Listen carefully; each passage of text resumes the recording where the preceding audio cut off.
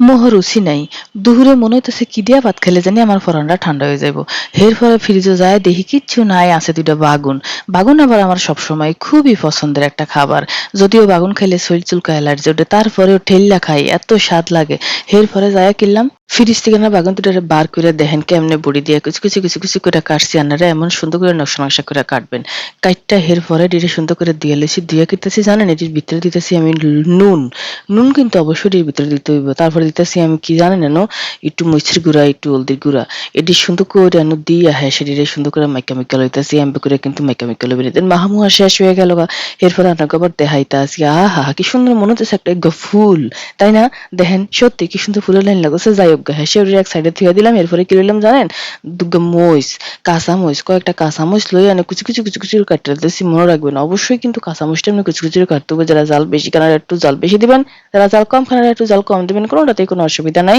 এরপরে কটা পেঁয়াজে কুচি কুচি কুচি কুচি করে কাটিয়ে নিলাম। এরপরে এনো আবার দিতেছি একটুনি লবণ, একটু হলদির গুঁড়া, একটু মরিচের গুঁড়া, আবার দিলাম কি একটু ভাজা জিরার গুঁড়া। সব সুন্দর করে দিয়ে মেকা মেকা মেকা মেকা মেকা মেকা লইলাম। দেখছেন কি সুন্দর করে মেকা লইলাম। এরপরে দিতেছেন এক ডিম।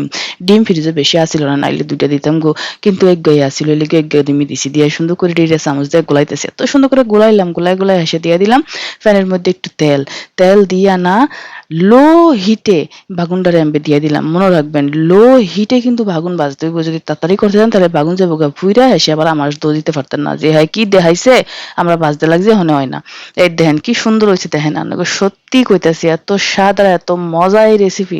যদি না খান তাহলে আপনারা বুঝতেন না। এসে বেগুনটারে কিনলাম এই ডিমের গোলান্ডার মধ্যে এপাশ ওপাশ উল্টায় লইলাম।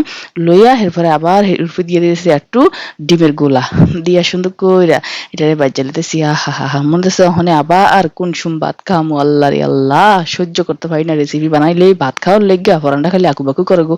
এরপরে উল্টায় পাল্টায় উল্টায় পাল্টায় শুধু করে আমরা বাজ্যা গেলাম। আমি দুইটাই সেম ভাবে বাজ্যা লইছি কিন্তু। তো বাজাবাজি শেষ। এবার রান্নাকে একটু ডেকোরেশন করে সুন্দর করে দেখাইতেছি। আহ কি সুস্বাদু। এরপরে কিনলাম লইলাম দুগ্গা গরম গরম ভাত, থালের মধ্যে ভাত লইয়া না এই বেগুন দিয়া ভাত খাইতে যে কি স্বাদ। আপনাকে যাকে রুচি নাই হেরা কিন্তু এমনি বেগুন বানাইয়া তারপরে খাইতে পারবেন, কি যে সুস্বাদু। আর আপনারা কিন্তু আমার লগে লগে থাকবেন, আপনারা কিন্তু অবশ্যই রেসিপিটা খাইবেন, বানাইয়া খাইয়া কমেন্ট করে কিন্তু আপনারা জানাইবেন কেমন হয়েছে। আপনারা অনেক বেশি ভালো থাকবেন। সোনারা মনেরা কলজার টুকরা রাখো।